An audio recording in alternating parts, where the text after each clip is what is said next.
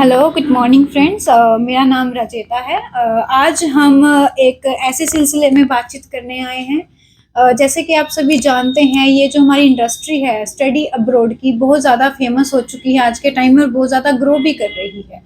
तो आज हम एक ऐसे सेंटर में आए हैं, इंग्लिश वर्ड, जो पिछले 23 सालों से ग्रो कर रहा है और जो यहाँ के एमडी हैं कैप्टन रोहित भारती। आज हम उनसे मिलवाएंगे जो पिछले 23 सालों से वीजा एक्सपर्ट रह चुके हैं और अपना आइल्स और स्टूडेंट के इन्होंने कितने बाहर बच्चे भेज दिए हैं। आज हम उनसे आपकी बातचीत करवाएंगे। Good morning sir. Good morning. बहुत बहुत शुक्रिया रिश्ता जी आपका मेरे इंस्टीट्यूट पे आने का, और मैं आपका वेलकम करता हूँ। Thank you. सर, आज मैं बातचीत करने आई हूँ आपसे स्टडी अब्रॉड के लिए। जैसे आपको पता है बच्चे बाहर जा रहे हैं, बट आज के टाइम में क्या हो रहा है, अब बच्चे बहुत ज़्यादा कंफ्यूज हो रहे हैं कि कौन सी कंट्री चूज़ करें। जिस हिसाब से गाइडलाइन चेंजेस हो रही हैं ऑस्ट्रेलिया, कनाडा, न्यूजीलैंड की, तो उसी चीज़ों को नज़र में रखते हुए बताइए कि स्टूडेंट को इनके अलावा कौन सी कंट्री है जहाँ वो ईजी जा सकते हैं। देखिए रस्ता जी, आपकी बात बिल्कुल जायज़ है कि अगर हम ट्रेडिशनल सेटअप को देखें तो 23 साल मुझे भी इस 1 जनवरी को इस इंडस्ट्री में हो जाने। इनफैक्ट अपने यमुनानगर डिस्ट्रिक्ट की बात करूं तो सबसे पहला इंडस्ट्री को लाने वाला ही मैं था, चाहे वो आइल्स है चाहे वो वीज़ा से कंसर्न है। तो पिछले सालों से ऑलमोस्ट 18, 19, 20 सालों से एक जनरल ट्रेंड यही रहा है कि traditional countries Canada, Australia, UK, multiple factors हैं कि भाई वहाँ पर ओपनिंग्स पहले खुल गई। अच्छा, नंबर 2, तकरीबन लोगों के दिमाग में ये भी रहता है कि मेरा इतने सालों से कोई जानकर वहाँ पे गया हुआ, मेरा बच्चा वहाँ जाए, मॉरल सपोर्ट है। नो डाउट टॉप कंट्रीज और कई हजारों लोग जो इंडिया से गए हैं या एशियन कंट्रीज से, सब लोग सेटल भी हुए हैं, पीआर भी हुई है, फैमिलीज तक उन्होंने बुला लिया है। तो इसमें कोई मैं कोई डाउट वाली बात नहीं समझता कि ये कंट्रीज में क्यों लोग जा रहे थे। लेकिन क्या है कि टाइम के साथ साथ बदलाव आता है, तो कुछ चीज़ें जो पिछले 2, 4, 5 सालों से अब होने लग गई हैं, उससे स्टूडेंट थोड़ा अनकंफर्टेबल, पेरेंट्स भी, इवन कंसल्टेंट्स भी। आज की डेट में कंसल्टेंट्स को भी थोड़ा लगने लग गया है कि दिक्कत है, चाहे वो फंडिंग को लेके है बच्चे की या आइल्स के रिजल्ट को लेके है। ऑस्ट्रेलिया में सबसे बड़ी एक क्रिटिकल प्रॉब्लम है जीटी पास करना, genuine temporary एंट्रेंट। That criteria itself is a very big one two clear. Canada के हालात पीछे कुछ 3-4 महीनों से काफ़ी सेंसिटिव बन गए थे, तो लोगों को थोड़ा सा एक खौफ आ गया। हालांकि ऑन ग्राउंड्स ऐसी कोई बात मुझे नज़र नहीं आई। स्टूडेंट्स आज भी फाइल हमसे लगाते हैं, लोगों से भी लगवाते हैं कनाडा के लिए। लेकिन पिछले 5-6 सालों से जो ये चीज़ें आनी शुरू हो गई थी, मैंने काफ़ी ऑब्जर्व कर लिया था लॉकडाउन से पहले ही, इनफैक्ट 2017 में, कि अब थोड़ा सा कुछ चेंज किया जाए। वो कहते हैं ना कि हमें एक ही बास्केट में सब कुछ नहीं डालना चाहिए। So I had an observation in 2017 कि let us move on to something else. So फिर मैं जर्मन इंट्रोड्यूस किया यहाँ पे, जर्मनी एजुकेशन को, और सरप्राइजिंगली 1-1.5 साल हमारे पास कोई स्टूडेंट ही नहीं आया, क्योंकि ज़्यादातर लोगों की एक धारणाएं बन गई हैं। कंसल्टेंट्स के पास जाते हैं, इवन पेरेंट्स को भी, कि जी वहाँ तो लैंग्वेज का बैरियर है, मेरा वहाँ पे कोई आस पड़ोस का नहीं है, रिश्तेदार नहीं है, लैंग्वेज आनी नहीं है, वहाँ पे काम नहीं मिलेगा, पढ़ाई कैसे करोगे, कई चीज़ें। मेरी टीम भी, जिसमें मैं सबसे ऊपर नाम लूँगा मिस्टर विकास का, जो मेरे पास काफ़ी सालों से मेरे पास है, निशा है, और भी मेरे 3-4 जो टीम मेंबर हैं। सो वी ऑल डिसाइडेड कि करा जाए, पर थोड़ा सा डीमोटिवेशन भी शुरू में आया, क्योंकि पहला स्टूडेंट हमारा पूरा 1.5 साल के बाद आया। पर उसके बाद प्रभु की कृपा से मैं प्राउडली कह सकता हूं कि 70+ स्टूडेंट्स मेरे इन 3-4 साल में वहां चले गए। So Germany is the next destination for the study, the students who are looking to go abroad. हालांकि मैं यूरोप, फिनलैंड भी करता हूँ, डेनमार्क करता हूँ, फ्रांस भी करता हूँ, ग्रीस भी करता हूँ। Germany as such the 3rd largest economy of Europe, a biggest country.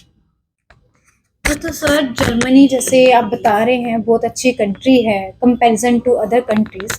तो अगर स्टूडेंट जर्मनी जाता है तो ऐसी कौन सी इंस्टीट्यूट और यूनिवर्सिटीज हैं जिनमें आप बच्चों को प्रेफर करते हो और जहाँ उनका स्कोप अच्छा बनता है? जी, अच्छा सवाल है रस्ता जी आपका। देखिए, जर्मनी में क्राइटेरिया है, दो तरह की यूनिवर्सिटीज रहती हैं, पब्लिक यूनिवर्सिटीज, प्राइवेट यूनिवर्सिटीज।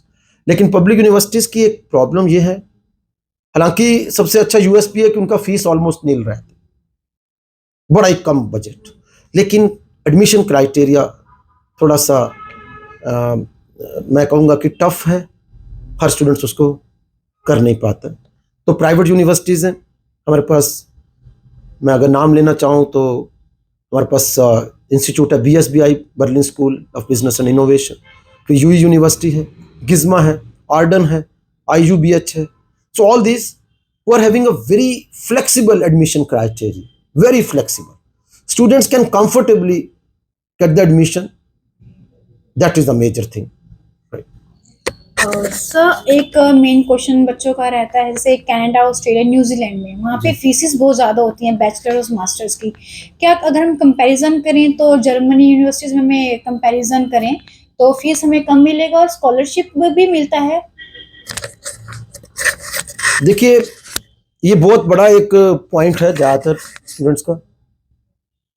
फी को तो पहले देखना होता है, अगर हम इंडिया में भी हम कंपेयर करते हैं, but at the same time ये मतलब नहीं कि फी कम को देखें और क्वालिटी ऑफ एजुकेशन को भूल जाएं।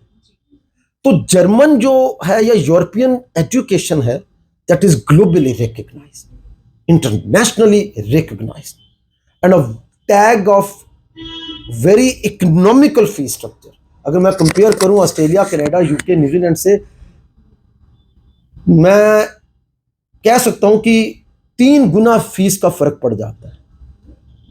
चाहे मास्टर्स कीजिए, चाहे आप बैचलर्स कीजिए, 3 इयर्स की देखिए बैचलर्स होती है, और पर ईयर बैचलर की fees that ranges from around 8 to 9 lakh. ऐसी मास्टर्स की जो है वहाँ पे 1 साल की भी होती है, 1.5 साल की भी है, 2 की भी है, but again they are very flexible. Graduation के बाद अगर स्टूडेंट ने वर्क एक्सपीरियंस है तो काफ़ी चांसेस हैं कि उसको 1 साल की मास्टर्स मिल जाएगी। अब कंपेयर कीजिए यूके के साथ, ऑस्ट्रेलिया के साथ 2-2 साल की मास्टर्स है, और पर ईयर मास्टर्स का खर्चा 22 लाख से होकर 26-23 लाख तक पर ईयर फीस जाती है। कनाडा में जो पीजी कोर्सेज हैं, 1 ईयर के कोर्स 12 से 14 लाख में आते हैं। तो यहाँ पर आपकी जो मास्टर्स भी है अराउंड 10 से 11 लाख। लेकिन जैसे अभी आपने स्कॉलरशिप की बात की, that is the major USP कि जर्मन यूनिवर्सिटीज स्टूडेंट के एकेडमिक रिकॉर्ड्स के ऊपर, और कुछ और पैरामीटर्स हैं कि बच्चा अगर फीस पहले करा देता है तो 30% तक का भी मैक्सिमम स्कॉलरशिप ले सकते हैं, डिस्काउंट चाहे आप उसे बोलिए स्कॉलरशिप, 30% तक का बच्चों को फी में फायदा हो जाता है। नॉर्मली अगर किसी बच्चे की 10 से 11 लाख फीस है तो 3 लाख निकाल दीजिए, 7 से 8 लाख रुपए में बैचलर्स और मास्टर्स कर लेगा, राइट। तो that is a very comfortable, I would say, point for the parents जिनको ज्यादातर बजट की प्रॉब्लम रहती है। और सर जैसे कुछ स्टूडेंट्स होते हैं, जैसे बच्चों के दिमाग में ये है कि पीटी बहुत ज्यादा इजी होता है करना आइल्स के मुताबिक, तो क्या जर्मनी पीटी एक्सेप्ट करता है? देखिए, 1 नवंबर 22 तक आइल्स पीटी मैंडेटरी था ही नहीं। 1 नवंबर 22 के बाद गाइडलाइन चेंज हुई कि हम उससे पहले MOI, मीडियम इंस्ट्रक्शन इंग्लिश, उस लेटर के ऊपर भी visa, German embassy has been so flexible, you know, they are trying to attract the students. लोगों का माइंडसेट बना नहीं हुआ था, लेकिन उसके बाद उन्होंने MOI को रोक दिया, PT को रोक दिया, आइल्स कर दिया 6 बैंड। लेकिन अब हमारे पास एक यूनिवर्सिटी में प्राउडली कह सकता हूँ, टॉप लेवल प्राइवेट यूनिवर्सिटी, कि अगर स्टूडेंट्स ने PT कर रखी है, एडमिशन इज देयर, कोई दिक्कत नहीं। और सर जैसे कुछ स्टूडेंट्स होते हैं जिनका गैप बढ़ता जाता है गलत गाइडलाइंस की वजह से, कनाडा का रिफ्यूजल आ जाता है, ऑस्ट्रेलिया का रिफ्यूजल लेके बैठ जाते हैं, उनकी एज बढ़ जाती है, तो क्या वो जर्मनी जा सकते हैं? बहुत अच्छा क्वेश्चन, क्योंकि आज की डेट में सबसे बड़ी दिक्कत यही आ रही है कि स्टूडेंट्स को जब आइल्स पूरा कर नहीं पाते हैं या फंडिंग के कारण कुछ पेरेंट्स, टाइम निकलता जाता है, स्टूडेंट बेचारे यहाँ भी एडमिशन नहीं लेते, करियर स्टेक पे आ जाता है। तो yes, gap is acceptable, gap की कोई प्रॉब्लम नहीं, जस्टिफाइड होना चाहिए, फ्लेक्सिबिलिटी है। तो अगर कोई स्टूडेंट ऐसे बैठे हैं आइल्स करके या ड्यू टू फंडिंग वो नहीं कर पाए अपनी एडमिशन को, तो हमारे पास आइए, हम उन्हें एक प्रॉपर करियर काउंसलिंग करेंगे। Will make them to do, will get them the admission, even gap is there but justified होना चाहिए, will give them the way out. ऐसी कोई दिक्कत वाली बात नहीं है। और जैसे कि आपने अभी बोला कि गैप कितना, तो देखिए वो एक डिपेंड करता है। मैं फिर भी प्रेफरेबली 2-3 साल का, मतलब अब ये कहूँ कि लॉकडाउन से पहले तो 5 साल के बच्चों का भी गैप था, सो पर जस्टिफाइड होना चाहिए। We can take that. तो देखिए फ्रेंड्स, जैसे कि आपने सुना है भारती जी ने कितने इजी तरीके से आपको सारा कुछ समझाया, तो हम एक लास्ट क्वेश्चन हमारा रह गया सर पूछना आपसे कि जो आइल्स बच्चा करता है तो उसको आइल्स का स्कोर वो कितना कैरी करता है? वो बड़ा सही क्वेश्चन है आपका। जैसे आपने पहले रिक्वायरमेंट पूछी थी, अगर हम दूसरी कंट्री से कंपेयर करें मैम, तो आपको पता है कि Canada, Australia, UK 6.56 depending upon the programme. Germany में बड़ी अच्छी एक बात बता रहा हूँ, so it should be conveyed to my students कि अगर आपके 5.5 बैंड्स, मैं रिपीट कर रहा हूँ, 5.5 bands, you can take up the masters. 5 bands हैं bachelors, 3 years bachelor's with 1 year foundation, you can take the admission if you have say like band score 5 और 5.5 पे आपको मास्टर्स भी दे दी जाएगी। अब मुझे बताइए कि बाकी कंट्रीज में कहाँ 5.5 पे आपको इतनी आसानी से मास्टर्स मिलती है। Thank you so much sir. Thank you very much. देखिए फ्रेंड्स, अब आप यहाँ पे कितने यूएसपी आपने सुने होंगे जर्मनी को लेके comparison to other countries, so please do come here and अपनी फाइल लगवाइए यहाँ से और अपना फ्यूचर सिक्योर कीजिए। Thank you. तो देखिए फ्रेंड्स, अब आपको कितने यूएसपीज बताए गए हैं जर्मनी को लेके, तो प्लीज यहाँ पे आइए इंग्लिश वर्ड में।